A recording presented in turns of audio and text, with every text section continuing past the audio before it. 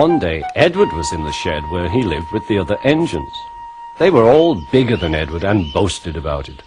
"The driver won't choose you again," said Gordon. "He wants strong engines like us." But the driver and fireman felt sorry for Edward. "Would you like to come out today?" "Oh, yes, please," said Edward.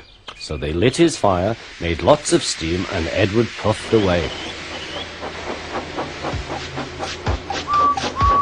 The other engines were very cross at being left behind.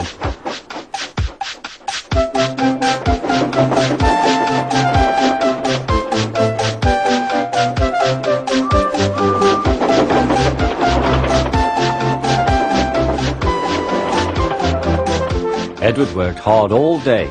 The coaches thought he was very kind, and the driver was very pleased.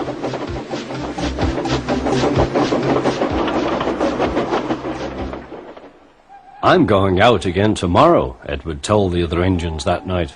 "What do you think of that?"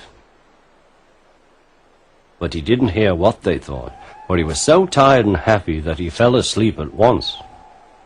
Next morning, Edward woke up to find nothing had changed. Gordon was still boasting. "You watch me, little Edward, as I rush through with the express. That will be a splendid sight for you.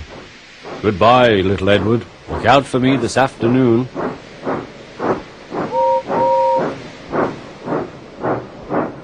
Edward went off to do some shunting. Edward liked shunting. It was fun playing with trucks. He would come up quietly and give them a push. Then he would stop and the silly trucks would go bump into each other. "Oh!" they cried. "Whatever is happening?"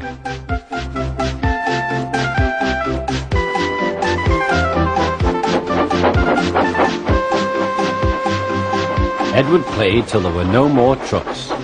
Then he stopped to rest. Presently he heard a whistle. Gordon was very cross. Instead of nice shining coaches, he was pulling a lot of very dirty trucks. "A goods train, a goods train, a goods train," he grumbled. "The shame of it, the shame of it, oh, the shame of it." Edward laughed and went to find some more trucks. Then there was trouble. "Gordon can't get up the hill," the porter called to Edward's driver. "Will you take Edward and push him, please?" They found Gordon halfway up and very cross. His driver and fireman were talking to him severely. "You're not trying." "I can't do it," said Gordon. "The noisy trucks hold an engine back so." Edward's driver came up. "We've come to push." "No use at all," said Gordon. "You wait and see," replied Edward's driver. They brought the train back to the bottom of the hill.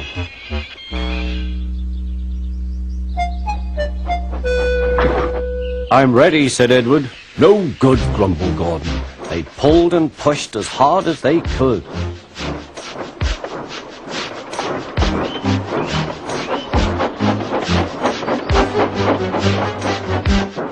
"I can't do it, I can't do it, I can't do it," puffed Gordon.